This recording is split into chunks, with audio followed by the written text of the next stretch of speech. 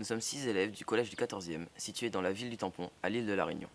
Nous avons décidé d'interviewer des personnes réunionnaises d'influence sur l'égalité filles-garçons, les stéréotypes et les clichés sexistes. Nous voulons à travers ce reportage montrer l'évolution du sexisme dans des domaines tels que la politique, le sport ou la musique. Quelle est votre propre définition du sexisme selon vous? Le sexisme, pour moi, c'est ne pas reconnaître, admettre la différence entre la nature féminine et la nature masculine. C'est pas les assimiler non plus. C'est reconnaître qu'il y a une différence entre une femme et un homme dans ses qualités, dans son comportement. Alors je dirais que c'est une attitude discriminatoire envers le sexe de la personne, le sexe ou le genre. Le sexisme, c'est un peu comme le racisme.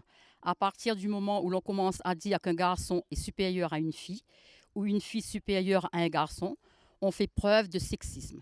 Cela n'est pas normal, car j'estime que tous les gens sont égaux, chacun avec ses différences, ses défauts et ses qualités.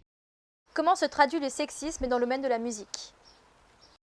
Personnellement, dans le domaine de la musique que j'ai bien fréquenté, je n'ai pas ressenti de grosses formes de sexisme dans ce domaine-là, à La Réunion tout au moins. Est-ce que vous pensez qu'il est plus difficile pour une femme de percer dans le milieu de la musique aujourd'hui? Dans ce domaine de l'art, là, d'une manière générale, en fait, c'est le talent qui fait l'affaire. Bon, maintenant, est-ce qu'il est plus facile à un homme ou à une femme de percer dans le domaine artistique, musical? Je crois que c'est vraiment là une question de compétence. Dans l'industrie, dans les hôpitaux, la façon de se comporter en tant qu'aide dans une entreprise, voilà. Il se pourrait qu'il y ait là probablement des différences de comportement envers les femmes. Que pourrait faire chacun d'entre nous pour éliminer ou diminuer les stéréotypes, à votre avis? Ce qu'il faudrait faire, déjà, il faut que les femmes prennent leurs responsabilités en tant que femmes. Ne pas se sentir dévalorisées parce qu'on est une femme par rapport à un même métier que ferait un homme.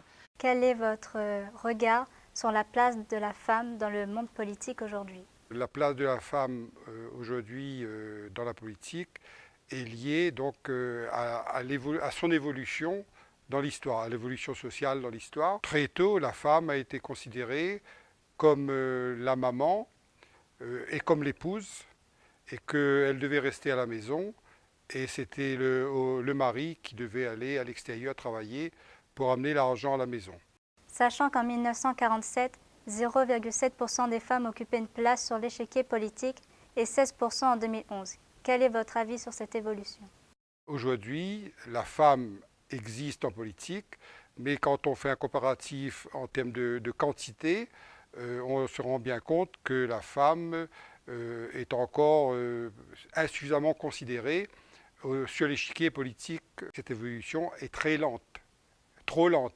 Que pourrait faire la politique? Il faudra continuer à mettre des lois en place pour favoriser la place des femmes. Il faut que c'est la société qui évolue. Est-ce que le fait d'être une femme a été un obstacle pour vous dans votre carrière de sportive? Personnellement, je n'ai pas vécu ce genre d'expérience.